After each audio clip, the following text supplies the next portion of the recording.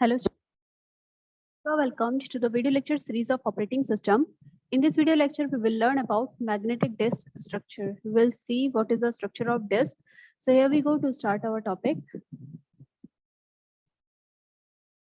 you can see in this diagram, this figure depicts the structure of magnetic disk.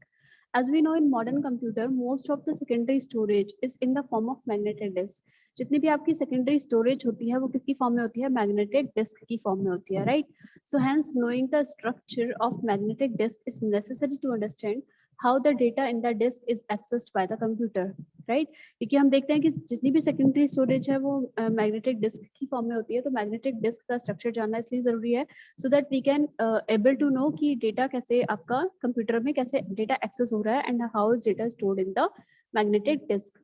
So we can see in this diagram, this is arm assembly and these are attached with the circular plates. और इन circular plates को हम क्या बोलते हैं? This is arm, right? So this is arm and this is arm assembly. And these arm, in arm पर क्या होता है? इन arm पर होता है हमारा read write head, right? So read write head का वर्क हम अभी बताएंगे, रीड राइट हेड का वर्क क्या होता है. बट ये जो सर्कुलर प्लेट्स आपको दिख रही हैं, ये सर्कुलर प्लेट्स को हम बोलते हैं platter, right? So many platters are connected together, right? और इन प्लेटर पर कुछ सर्कुलर ट्रैक्स होते हैं, राइट? सो इन सर्कुलर को हम बोलते हैं ट्रैक, राइट? जैसे हम ये देख रहे हैं, ये आपका एक ट्रैक बना हुआ है, right? So this is called track. And इस ट्रैक को हम डिवाइड कर देते हैं किसमें? सेक्टर्स में. So tracks are divided into the sectors.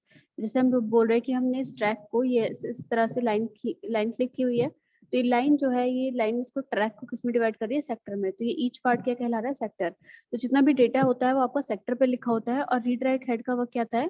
Read write head जिस भी सेक्टर पर अभी करंटली है, यानी कि हम उस सेक्टर का डेटा रीड या राइट कर रहे हैं, right? So this is the structure of magnetic disk. और ये जितने भी प्लेटर्स हैं, these are connected with a cylinder, right? These form a cylinder. तो एक सिलेंडर की फॉर्म बनाते हैं यहाँ पर. So let us understand this in brief. A magnetic disk contains several platters. Magnetic disk में बहुत सारे हमारे पास platters होते हैं and each platter is divided into circular shaped tracks. हर एक platter को हम circular shaped track में divide कर देते हैं and the length of track near the center is less than the length of track farther from the center, right?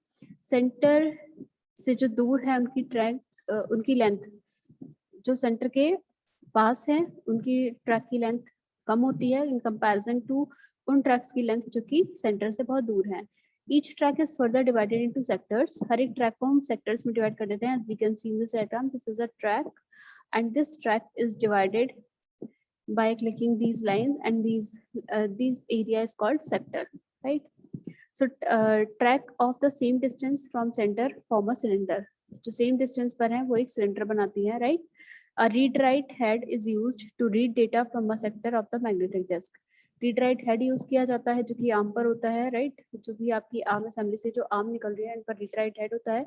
और read write head is used to read the data from the sector, right? So speed of the disk is measured in two parts. अगर हम disc की speed की बात करें तो disc की speed को हम दो पार्ट्स में मेजर करते हैं. First one is called transfer rate, एक transfer rate, and second is random access time, right? So transfer rate is what?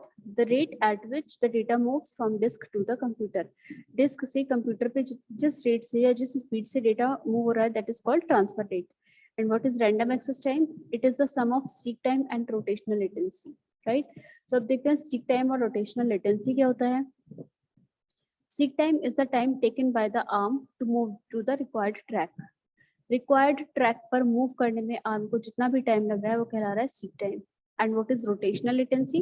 It is defined as the time taken by the arm to reach the required sector in the track, right? Track के particular sector तक पहुंचने में जितना time लग रहा है that is called rotational latency. और random access time क्या होता है? Random access time is the addition of these seek time and rotational latency. तो रैंडम एक्सेस टाइम क्या हो जाएगा? Seek time plus rotational latency, right? Even though the disk is arranged as sectors and tracks physically, the data is logically arranged and addressed as an array of blocks of fixed size, right?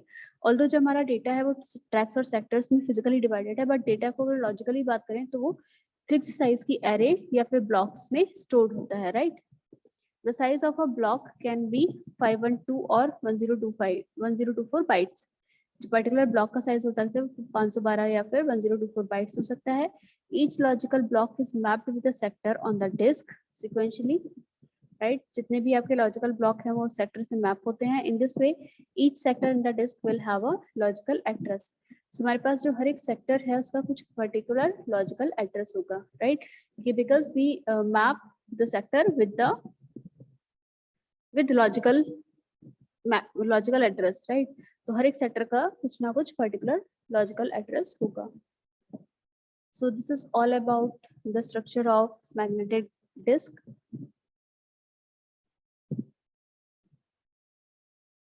Hope ये video lecture आपको clear होगा. Thank you so much students for watching this video. Do like the video, share the video and subscribe the channel.